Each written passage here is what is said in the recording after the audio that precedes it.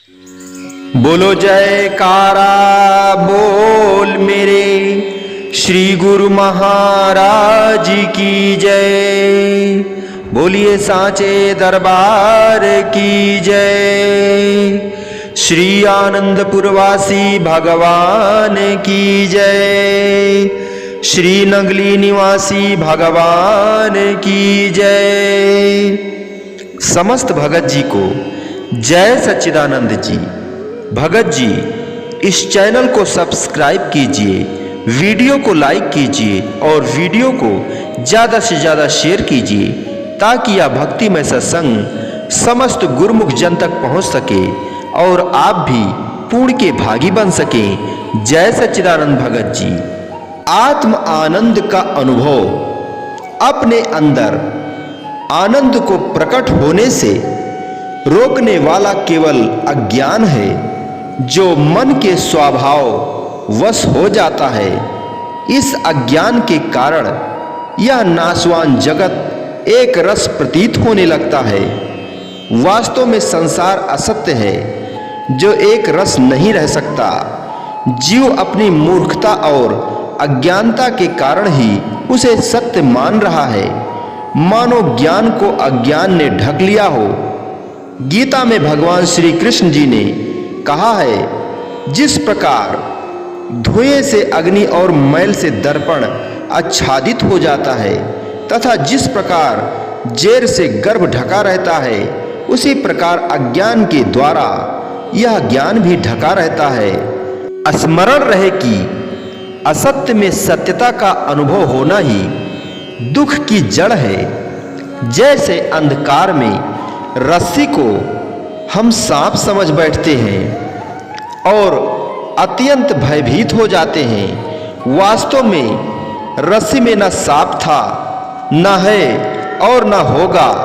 यह सब अज्ञान है। इस अज्ञान रूपी अंधेरे में एक वस्तु में दूसरी वस्तु का प्रतीत होना भ्रांति है, जिसमें वास्तविकता खो जाती है। अंधेरे में थोड़ी देर शोर मचाने के बाद जब प्रकाश लाया जाता है तो सांप तथा सांप का डर दोनों उसी रस्सी में लुप्त हो जाते हैं, जो कि रस्सी से उत्पन्न होकर मन पर प्रभाव डाल रहे थे। वह सब कहाँ गए? ठीक ऐसे ही आत्मा को भूलकर जगत सत्य प्रतीत होता है और जगत के सत्य निश्चय करते ही हजारों लाखों चिंताएं और संकल्प विकल्प घेर लेते हैं, जिसके साथ साथ पुण्य पाप, धर्म अधर्म, हर्ष शोक तथा हानि लाभ इत्यादि उत्पन्न हो जाते हैं। इस भ्रांति अवस्था में जब तत्ववेत्ता सद्गुरु की कृपा से ज्ञान प्राप्त होता है, तब यह संसार जो सत्य प्रतीत हो रहा था असत्य प्रतीत होने लगता है। इसी को शाश्वत ब्रह्मानंद या दिव्य प्रकाश कहा जाता है। एक बार सद्गुरुदेव जी श्री द्वितीय पातशाही जी ने महात्मा गुरु दर्शनानंद जी को रामायण की कोई चौपाई बोलने की आज्ञा दी। उन्होंने यह चौपाई बोली, सुनहु तात यह अखत कहानी, समझत बनै न जाए बखानी, ईश्वर अंश जीव अविनाशी, चेतन अमल सहज सुख राशि। हे तात, यह अकथनीय कहानी सुनिए। यह समझते ही बनती है, कही नहीं जा सकती। जीव ईश्वर का अंश है, अतः वह अविनाशी, चेतन, निर्मल और स्वभाव से ही सुख की राशि है। सो माया बस भयव गोसाई, बध्यो कीर मरकट की नाई, जड़ चेतन ही ग्रंथ परि गई, जदप मृषा छूटत कठिनई। अर्थात हे गोसाई, वह माया के वशीभूत होकर तोते और वानर की भांति अपने आप ही बंध गया है। इस प्रकार जड़ और चेतन में गांठ पड़ गई है। यद्यपि वह गांठ मिथ्या ही है, तथापि उसके छूटने में बहुत कठिनता है। एक भक्त ने प्रार्थना की कि हे भगवान, यह जीव ईश्वरीय अंश होकर भी माया के वशीभूत कैसे हो गया, और अब इसे अपने स्वरूप का ज्ञान कैसे होगा? ईश्वर के अंश पर माया का पर्दा क्यों पड़ गया है, और अब यह कैसे दूर हो सकेगा? जीव को शांति कब प्राप्त होगी? श्री महाराज जी ने मधुर वचनों में समझाना शुरू किया। यह जीव ईश्वर का अंश और अविनाशी है तथा अमल अर्थात मल रहित है। यह सहज ही सुख की राशि है, परंतु माया के पर्दे में आ गया है। यह याद रखना चाहिए कि माया भूल या भ्रांति का नाम है। वास्तव में जो माया सुखदायक नहीं, उसे जीव सुखदाई मान बैठा। भला जो जीव बंदर और तोते के समान बंधन में आ गया हो, उसे क्या कहा जाए? ऐसे जीव को किसी ने तो बांधा नहीं, तो वह स्वयं ही बंध गया। तोता अपने लोभवश अपना पंजा नहीं छोड़ता और चिल्लाता है कि मैं पकड़ा गया। बस थोड़ी सी भूल ने ही उसे बंधन में डाल दिया, क्योंकि उसी समय शिकारी आकर तोते को पकड़ लेता है। इसी प्रकार बंदर भी अपने लोभवश शीशे की सुराही में रखे चने से प्रेम करने लगता है।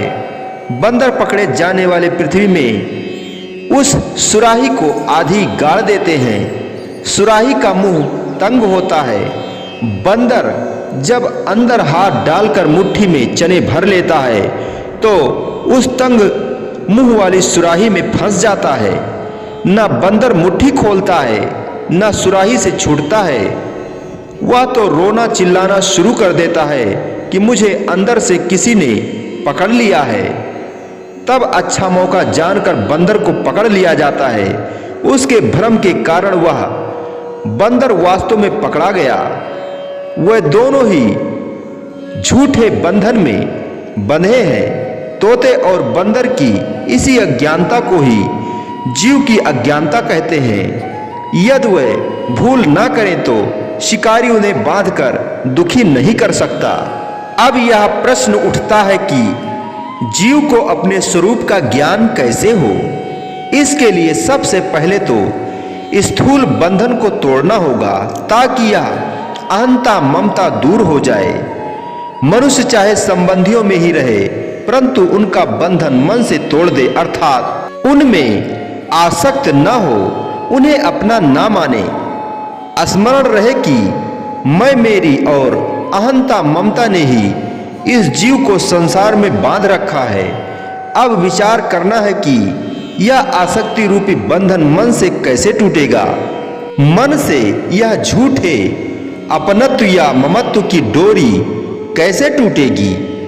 इस ममत्व की भ्रांति को दूर करने के लिए सबसे पहले विचार रूपी तप करना है।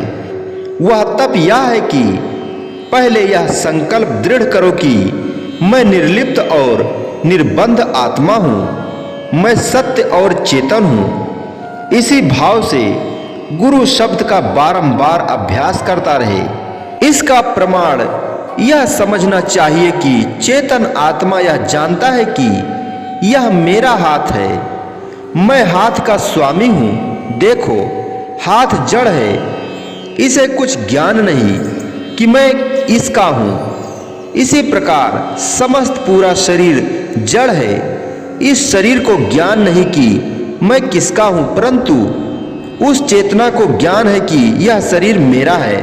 अब स्मरण रखना चाहिए कि इस चेतना का परिचय संत महापुरुषों के सत्संग में मिला करता है। बारंबार उनके वचन श्रवण करते रहने पर आत्मभाव दृढ़ होने लगता है, तभी जीव का भ्रम दूर होता जाता है।